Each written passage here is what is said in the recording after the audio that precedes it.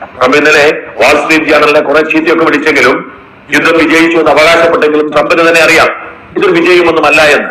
ഇതൊരു പിന്മാറ്റമാണ് എന്നറിയാം. ഇത് അമേരിക്കൻ ജനതയും തിരിച്ചറിഞ്ഞിരിക്കുന്നു.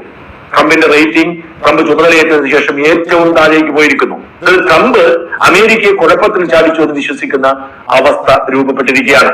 ഇറാൻ ആവട്ടെ യുദ്ധം വിജയിച്ച പ്രതീതിയിലാണ്.